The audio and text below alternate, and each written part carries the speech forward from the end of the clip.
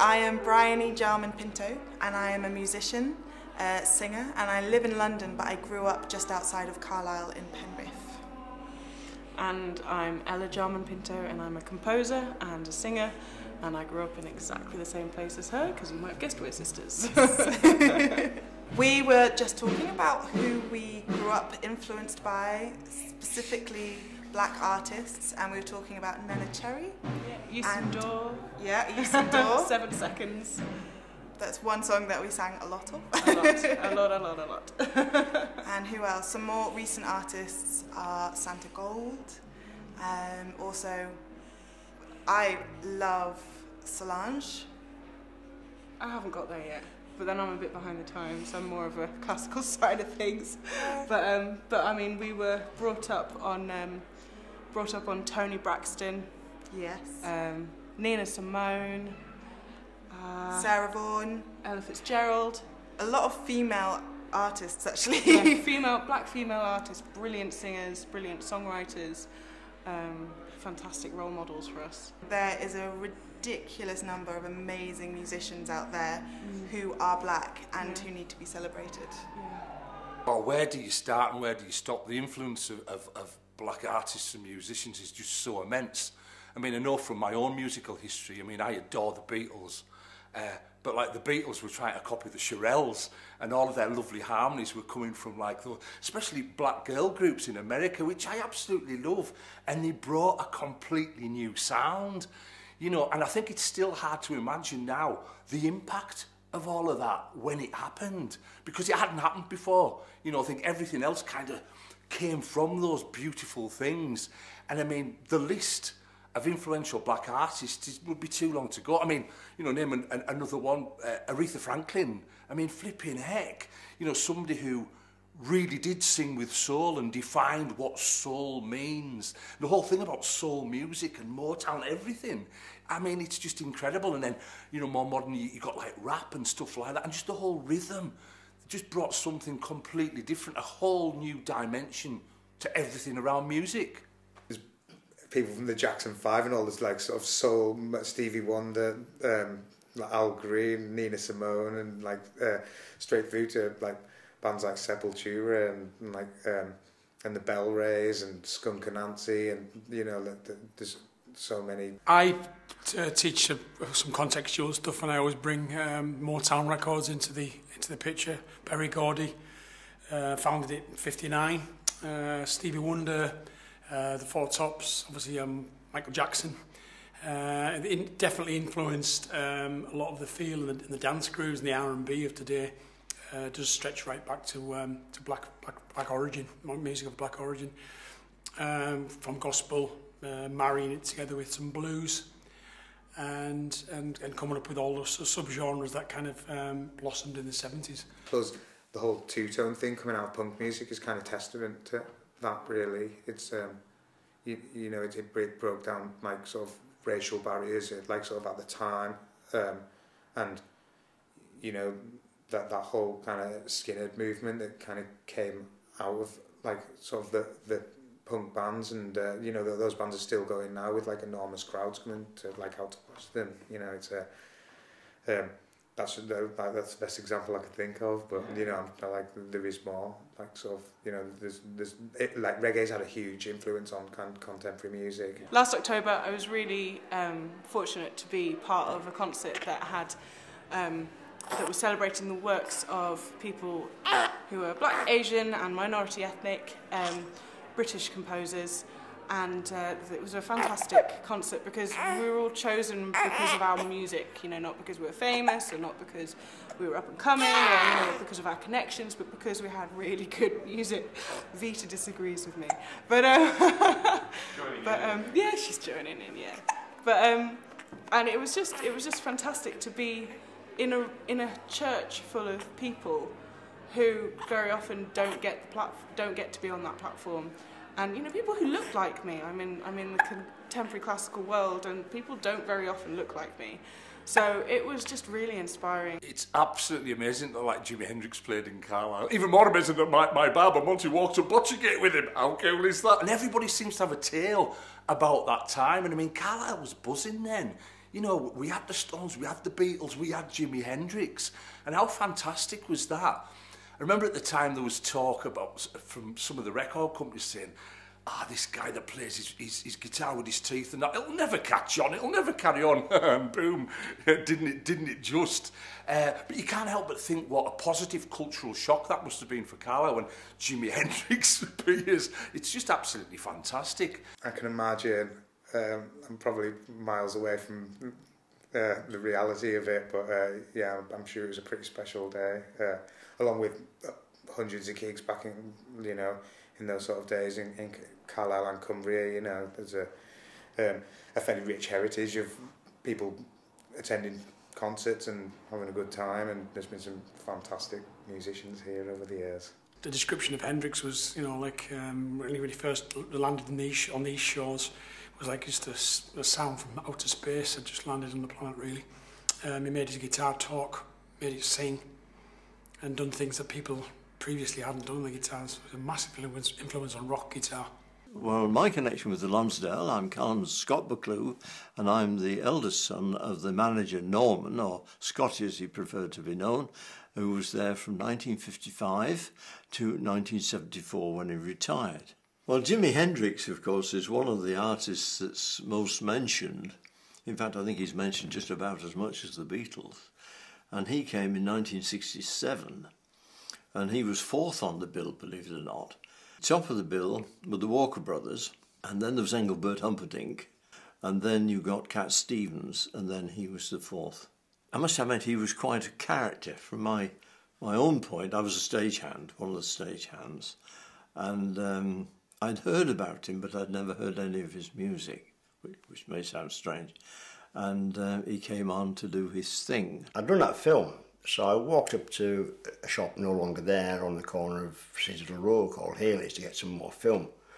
While walking back, I saw a familiar face lurking outside what is now Bar Solo. There was Mitch Mitchell, who I knew was from the Cosmo days as drummer with Georgie Fame.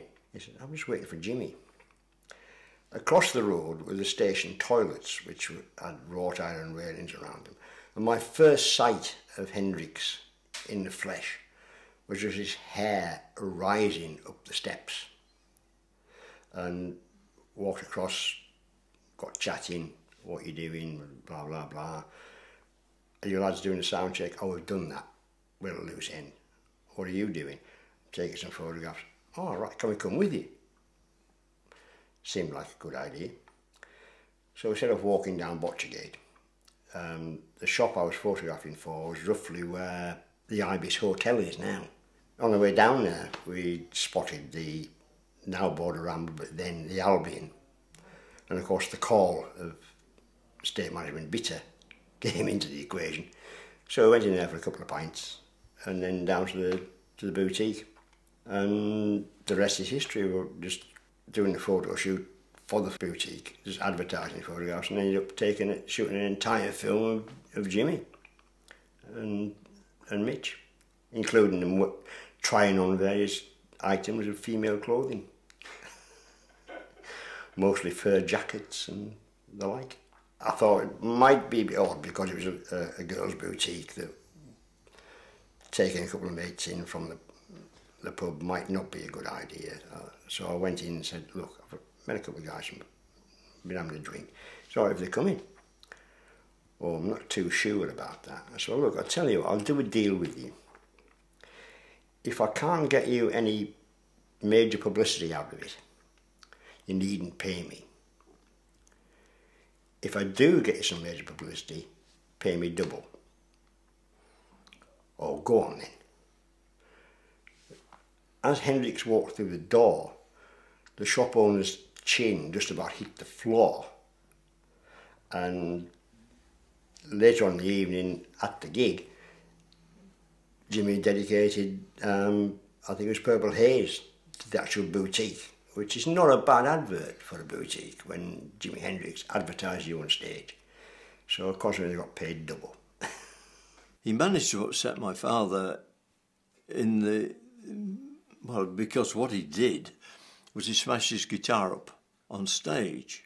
Now, we weren't used to that kind of treatment, And anyway, it went well, and then the second house, he did it again. So whether he spent his time between shows doing a repair job or not, I don't know. But he was very good, and he was very popular. But speaking personally, it wasn't my taste. But a very pleasant fellow.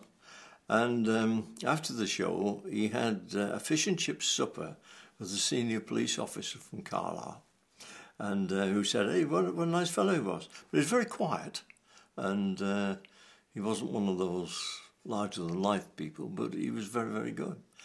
And, of course, his career sadly came to an end not long afterwards, which was a pity. So it makes you wonder how far he would have gone had he carried on. At the end of the 70s, Carlisle was a bit dead. And then suddenly we got this phone call from Big Bear Records in Birmingham, who were doing the 1979 American Blues Legends tour. So we used the City Hall, which is now part of the university. Had it laid out with tables and chairs like a 1930s Weimar club in Berlin. And that was absolutely tremendous. I've got a list somewhere of the acts who played. I could have read it without glasses in 1979.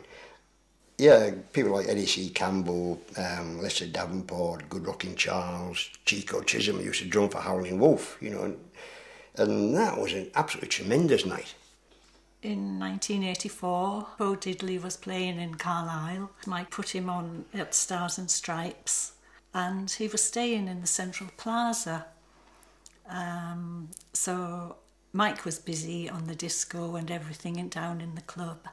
So I went and picked him up at the Central Plaza, and he came down in this rickety old, beautiful old lift and walked out into my Mini. It was quite a squeeze getting him in the car, but he absolutely loved it. The drive down Botcher Gate, I felt like a real chauffeur.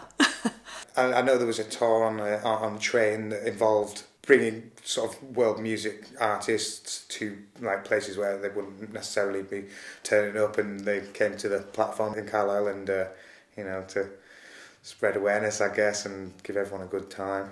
I mean, we've been lucky enough to have like a couple of legends ourselves. Martha Reeves came and P.P. Arnold, and by Jove, they still knock it out, and you can still feel that great energy in them, you know, and it's just so lovely. Today has been an event that's organised by two members of the Cumbria community and funded through Jazz North. And Jazz North has been giving the funding out to areas in the north that wouldn't usually get them, like this place at the Upfront Gallery. And so there's music going on, as you can hear. Blue Jam has basically been providing the music, supporting the artists, supporting the promoters and the young promoters and the people organising it to get it going. You know, and then of course, Brunton Park, Lionel Richie came. I mean, the list goes on, doesn't it? We've had the Selector, the Beat, Hypnotic Brass Ensemble, who came from Chicago. There were 9 brothers who are all brass musicians who have gone out touring the world, and they came here in 2009.